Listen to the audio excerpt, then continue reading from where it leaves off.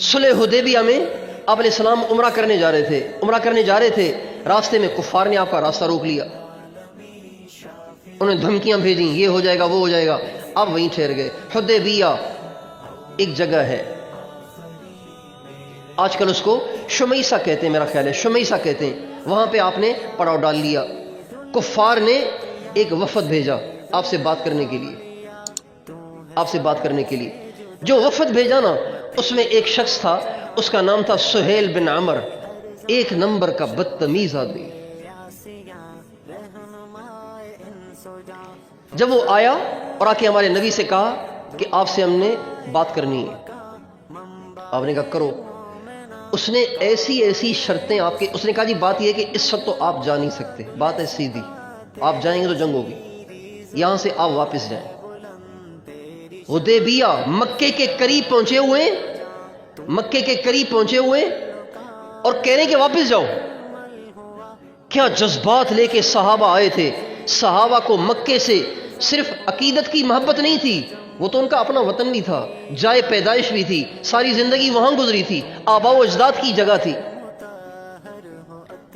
تو بڑے جذبے کے ساتھ صحابہ کتنے سالوں کے بعد آئے تھے عمرے کی نیت سے، اور یہ کہہ رہے واپس جاؤ، ابھی واپس جاؤ، ان شرائط کے ساتھ اگلے سال آنا تمہیں عمرہ کرنے دے دیا جائے گا۔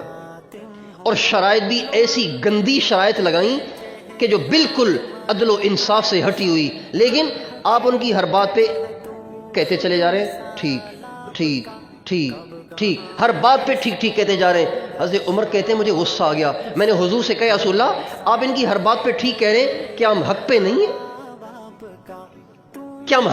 ہیں؟ آپ ان کی ہر بات مانے چلے جا رہے ہیں؟ تو کہتے ہیں مجھے ساری زندگی اس جملے کا افسوس رہے گا کہ میں نے صاحب وحی سے یہ کیا کہہ دیا، نبی وحی کے بغیر کچھ کر سکتا ہے؟ یہ میں نے کیا کہہ دیا حضور سے؟ آپ نے فرمایا عمر میں جو کچھ کہہ رہا ہوں بالکل ٹھیک کہہ رہا ہوں۔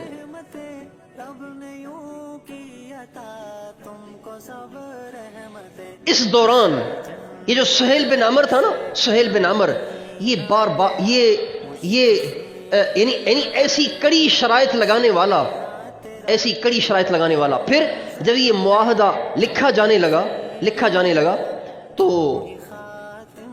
آپ نے حضرت علی کو بلایا، فرمایا لکھو، یہ جو کچھ کہہ رہے ہیں سب لکھتے جاؤ، ہمیں سب منظور ہے، ہم اگلے سال آ جائیں گے اور یہ ساری شرائط ہمیں منظور ہے۔ تو اب لکھا جانے لگا، تو لکھا گیا محمد الرسول اللہ کی جانب سے قریش مکہ کے ساتھ صلح نامہ۔ جب یہ لکھا گیا نا محمد الرسول اللہ کی طرف سے، تو سہیل بن عمر کہنے لگا یہ آپ نے رسول اللہ کیوں لکھا ہے؟ رسول اللہ اگر مانتے تو جھگڑا کس بات کا، اس کو کاٹیں، اپنا عام سا نام لکھیں، محمد بن عبداللہ لکھیں۔ سہیل بن عمر، اس کی بدتمیزی دیکھیں، اس کی سخت دلی دیکھیں کہ کتنے درجے کا بدتمیز آدمی ہے اور کتنا بڑا اسلام کا اور ہمارے نبی کا دشمن ہے۔ آپ نے حضرت علی سے فرمایا علی رسول اللہ مٹاؤ، محمد بن عبداللہ لکھو۔ کہا جی میں نے نہیں مٹانا۔ حضرت علی کہنے لگے آپ کا حکم سر آنکھوں پہ، لیکن حضور میرے بس میں نہیں ہے کہ میں آپ کے نام سے رسول اللہ کو مٹاؤں۔ آپ نے فرمایا اچھا علی تم مجھے دکھا دو، میں اپنی انگلی سے اسے مٹا دیتا ہوں۔ چنانچہ آپ نے اپنی انگلی سے مٹایا۔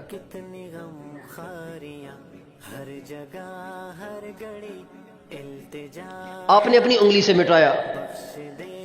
اب آپ اندازہ لگائیے یہ کس درجے کا بدتمیز تھا، کتنے درجے کا دشمن تھا۔ لیکن عجیب بات جب مکہ فتح ہوا، 10,000 کا لشکر جرار لے کر آپ مکے میں داخل ہو رہے ہیں، بڑے بڑے سورما، بڑے بڑے کفر کے سورما بھاگ گئے جان بچانے کے لیے، اور بڑے بڑے کفر کے پہلوان سر نگوں ہو کر ہمارے نبی کے سامنے جھک گئے اور مسلمان ہو گئے، اور بہت سے اپنے گھروں میں چھپ گئے، اس لیے کہ ہمارے نبی جب مکہ معظمہ میں داخل ہوئے تو داخل بھی آپ فاتحانہ نہیں بلکہ کریمانہ آپ داخل ہوئے۔ ان الملوک اذا دخلوا قریۃ افسدوها، بادشاہوں کا یہ معمول ہوتا ہے، بادشاہوں کا یہ نظام ہوتا ہے، جب کہیں فاتحانہ داخل ہوتے ہیں نا تو قتل و غارت کر دیتے ہیں، زمین کو رنگین کر دیتے ہیں، عمارتوں کو ڈھا دیتے ہیں، تباہی مچا دیتے ہیں جب کسی ملک میں کسی علاقے میں فاتحانہ داخل ہوتے ہیں۔ لیکن ہمارے نبی جب مکے میں داخل ہوئے تو فاتحانہ داخل ہوئے، لیکن فاتحانہ بھی جارحانہ بن کر نہیں، کریمانہ داخل ہوئے۔ آپ جب داخل ہو رہے تھے نا، 10,000 آدمی آپ کے ساتھ تھے، تو آپ نے چھوٹے چھوٹے لشکر بنائے، ان میں چھوٹے چھوٹے جتھے بنائے، قبیلہ وار چھوٹے چھوٹے آپ نے جتھے بنائے، ہر قبیلے کا جھنڈا کسی ایک شخص کے حوالے کیا، ہر جتھے کا جھنڈا اس کے امیر کے حوالے کیا۔ ایک جتھے کا جو جھنڈا تھا وہ آپ نے حضرت سعد بن عبادہ کے ہاتھ میں دیا، انصاری صحابی ہیں سعد بن عبادہ، ان کے ہاتھ میں جھنڈا پکڑایا گیا۔ اللہ کی شان، ابو سفیان جس نے بدر میں لشکر لے کر آیا، ابو سفیان جو احد میں لشکر لے کر آیا، ابو سفیان جو خندق میں لشکر لے کر آیا، اس کو پتہ چل گیا تھا، وہ کھڑا ہوا تھا پہاڑی پر، حضرت عباس بھی کھڑے ہوئے تھے اور ابو سفیان بھی کھڑے ہوئے تھے اور ہکے بکے دیکھ رہے تھے، اتنا بڑا لشکر ہمارا تو حشر نشر کر دے گا۔ لیکن حضور کی طرف سے انہیں پیغام آ گیا تھا کہ تمہارے ساتھ اچھا ہوگا، اگر کوئی گھر میں بھی داخل ہو گیا تو ہم اس کو کچھ نہیں کہیں گے، بیت اللہ میں داخل ہو گیا ہم اس کو کچھ نہیں کہیں گے، جو ہمارے سامنے جھک جائے گا، جو اسلام میں داخل ہو جائے گا اس کو بھی کچھ نہیں کہیں گے، جو ہمارے کسی ساتھی کی پناہ میں آ جائے گا اس کو بھی کچھ نہیں کہیں گے۔ حضرت سعد بن عبادہ اپنے جتھے اور جھنڈے کو لے کر جب ابو سفیان جس پہاڑی پہ کھڑا ہوا تھا اس پر سے گزرے تو اچانک ان کی نظر ابو سفیان پہ پڑ گئی، تو کہنے لگے الیوم یوم الملحمہ، آج جنگ و جدال کا دن ہے، آج قتل و غارت کا دن ہے، آج مکے کی زمین کو تمہارے خون سے رنگین کیا جائے گا، آج پچھلی ساری کسر کو نکالا جائے گا۔ یہ سعد بن عبادہ نے کہا۔ ابو سفیان پریشان ہو گیا، بھاگا بھاگا بھاگا بھاگا بھاگا بھاگا، اس نے پیغام پہنچایا ہمارے نبی تک کہ آپ کی طرف سے تو پیغام آیا ہے کہ کریمانہ معاملہ ہوگا، ابھی سعد بن عبادہ تو دھمکی دے کر گیا ہے۔ آپ علیہ السلام نے فوراً اپنے لشکر اس جتھے کی طرف پیغام بھیجا اور آپ نے فرمایا سعد بن عبادہ کو معزول کیا جائے، اس کا جھنڈا اس کے بیٹے کے ہاتھ میں پکڑایا جائے۔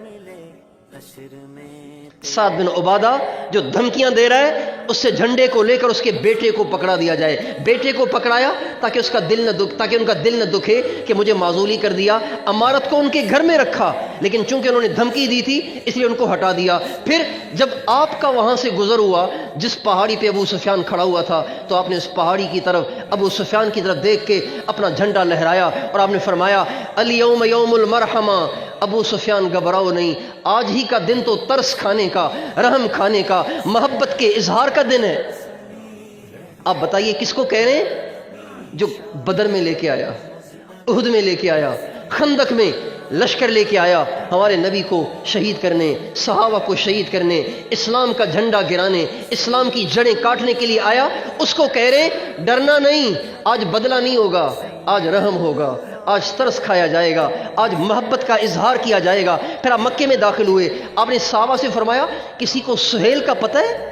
کسی کو سہیل بن عمر کا پتہ ہے؟ یہ کون سا سہیل؟ یہ وہ سہیل جو محمد کے ساتھ رسول اللہ لکھنے نہیں دے رہا اور اپنی بات پہ ڈٹا ہوا ہے اور بدتمیزی پہ بدتمیزی کیے جا رہا ہے۔ آپ فرما رہے ہیں تم میں سے کسی نے سہیل کو دیکھا؟ پھر آپ نے فرمایا من لقی منکم سہیلا فلا یشد الیہ النظر، جو تم میں سے سہیل کو دیکھے اس کو ترچھی نگاہ سے نہ دیکھے، کہیں وہ گھبرا کے بھاگ نہ جائے، اسلام سے محروم نہ ہو جائے۔ ہم چاہتے ہیں کہ وہ بھی ہماری محبت دیکھ کے اسلام میں آ جائے۔ بھائیو، اسلام کا پیغام آپس کی محبت ہے، اسلام کا پیغام آپس کا جوڑ ہے، آپس کا توڑ اللہ پاک کو ایک منٹ کے لیے گوارا نہیں ہے، اس لیے وہ گھر رحمتوں سے محروم ہے، برکتوں سے محروم ہے، اللہ پاک کی طرف سے فضل اور کرم سے محروم ہے جن گھروں میں آپس میں لڑائیاں ہیں، ساس بہو کی لڑائی، نند بھابھی کی لڑائی، بچوں اور ماں باپ کی لڑائی، جن گھروں میں یہ لڑائیاں ہیں وہ سب گھر اللہ کی رحمت سے محروم ہیں۔ ان گھروں میں آئے دن کوئی نہ کوئی مسئلہ ہوگا، یہ گھر والے ہمیشہ ٹینشن کا باعث بنیں گے، ہمیشہ ٹینشن میں مبتلا رہیں گے۔ آپس کی محبت، آپس کا جوڑ، یہ اسلام کا پیغام ہے۔ اسلام ہمارے دین کا نام اسلام ہے۔ اسلام معنی ہی سلامتی کو کہتے ہیں۔ اسلام سلامتی بکھیرنا، سلامتی پھیلانا، سلامتی دینا، یہ ہمارے نبی کا دین ہے۔ اللہ تعالیٰ نے اس امت کو ایک چیز عطا فرمائی جو اس سے پہلے کسی امت کو نہیں دی، وہ ہے سلام۔ پچھلی قوم میں سلام نہیں کیا جاتا تھا، یہودیوں کے یہاں سلام نہیں تھا، عیسائیوں کے یہاں سلام نہیں تھا۔ سلام جنت میں ہوگا، سلام سلام قولا من رب الرحیم، سلاما سلاما سلاما سلاما لا لا لا لا يسمعون فيها لغوا الا سلاما۔ سلام جنت میں ہوگا، اور ہماری امت سے پہلے کسی نے سلام نہیں کیا، اللہ نے اس امت کو سلام دیا۔ کیا مطلب؟ السلام علیکم، اللہ کی تم پہ سلامتی ہو۔ اور دوسرا اس کا مطلب یہ بتاتے ہیں السلام علیکم، میری طرف سے گھبرانا نہیں، میری طرف سے تمہیں کوئی تکلیف نہیں پہنچے گی، سلامتی ہی سلامتی پہنچے گی۔ اسلام سلامتی کا سبق دیتا ہے، اسلام محبت کا سبق دیتا ہے۔ اور اسلام نے جہاں جہاد کا، قتال کا حکم دیا ہے تو وہاں بھی محبت کی وجہ سے دیا ہے، محبت کی وجہ سے دیا ہے۔ اب دیکھیں نا،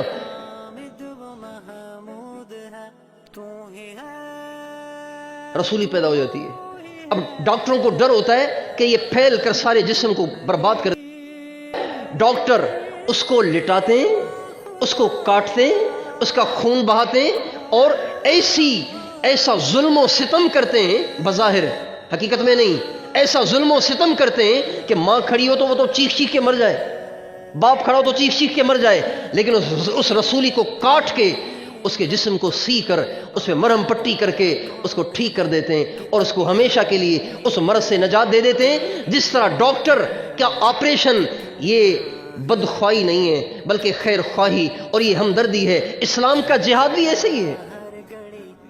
اس لیے کسی کو یہ اشکال نہ ہو کہ اسلام نے تو جنگیں بھی لڑی ہیں، اسلام نے تو یہ بھی کیا ہے اور وہ بھی کیا ہے۔ نہیں بھائیو، اسلام محبت کا مذہب ہے، اسلام آپس کے جوڑ کا مذہب ہے، اور اسی کی اسلام حوصلہ افزائی کرتا ہے۔ لہٰذا ہماری زبان سے، ہمارے اشاروں سے، ہمارے کنایوں سے، ہماری حرکتوں سے، ہمارے کردار سے، ہمارے اطوار اور عادات سے کوئی ایسی صورت پیدا نہیں ہونی چاہیے جس سے آپس میں توڑ پیدا ہو، قوموں میں توڑ پیدا ہو، انسانوں میں توڑ پیدا ہو، گھروں میں توڑ پیدا ہو۔ توڑ والی شکلیں پیدا کرنے والا بڑے خطرے میں ہے، اس کا ایمان خطرے میں ہے۔